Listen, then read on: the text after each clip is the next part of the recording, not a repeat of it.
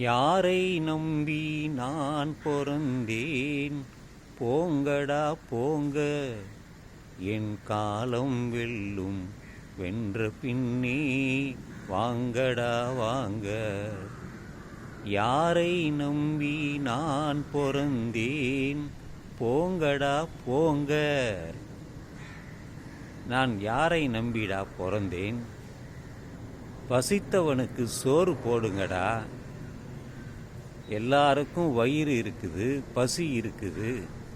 என்னடா நீங்கள் எப்போ பார்த்தாலும் கடவுளுங்கிறீங்க, இறைவன்கிறீங்க, என்னென்னமோ ஆண்டவன்கிறீங்க, எதையெல்லாமோ சொல்கிறீங்களையா? பசித்தவனுக்கு சோறு போடியா. அவனுடைய மனசில் போய் இறைவன் தங்குவாண்டி. அதை விட்டு விட்டு பசித்தவனுக்கு சோறு போடாமல், உனக்கு பசி இல்லையா? எல்லோருக்கும் பசி இருக்குல்ல. உன் பணத்தை வச்சுக்கிட்டு, பொருளை வச்சுக்கிட்டு, அருள் இல்லாமல் நீ என்னடா பண்ண போறீங்க? போய் பசித்தவனுக்கு சோறு போடுங்கய்யா. உங்கள்கிட்ட இருக்கிற பணத்தெல்லாம் எல்லாருக்கும் வாரி வழங்குங்க, தர்மத்தை செய்யுங்க. உங்கள் வாழ்க்கை நல்லா இருக்கும், உங்கள் குடும்பங்கள் நல்லா இருக்கும், இந்த நாடே நல்லா இருக்கும். நீ எதையை எடுத்து கொண்டு போகிறாய்? இருப்பதையெல்லாம் வாரி வழங்கு. அன்பை கொடு, எல்லோருக்கும் அன்பை கொடு. அன்பில்தான் இறைவன் இருக்கிறான். அன்புதான் உலகத்திலே இருக்கக்கூடிய ஒரு முக்கியமான விஷயம். அன்பில்லாருக்கு எதுவுமே இல்லை. அன்பு தாண்டா சிவம். இதையெல்லாம் மறந்து எதையெல்லாம் நீங்கள் பேசுகிறீர்களே? பசித்தவனுக்கு சோறு போடு, இறைவன் உன்னிடம் இருப்பான். நீ வேண்டியதையெல்லாம் உனக்கு தானே கிடைக்கும். புரிகிறதா? நன்கு புரிகிறதா?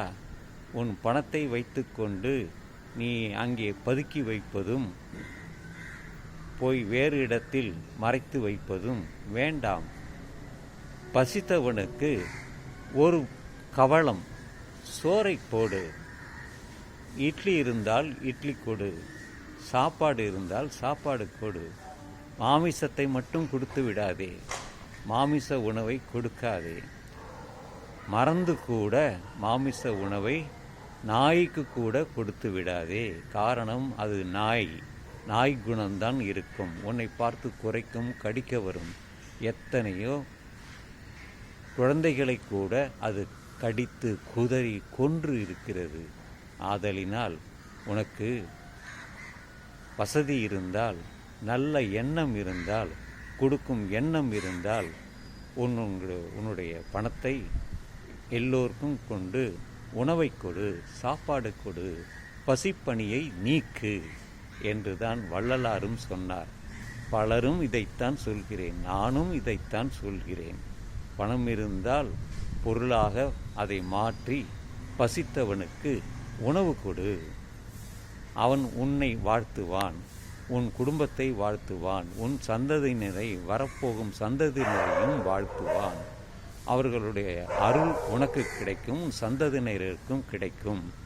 எனவே நீங்கள் பசித்தவனுக்கு சோறு போடுங்கள், போதும். அவர்கள் உங்கள் மனமாற வாழ்த்துவார்கள், உன் குலம் வாழ வாழ்த்துவார்கள்.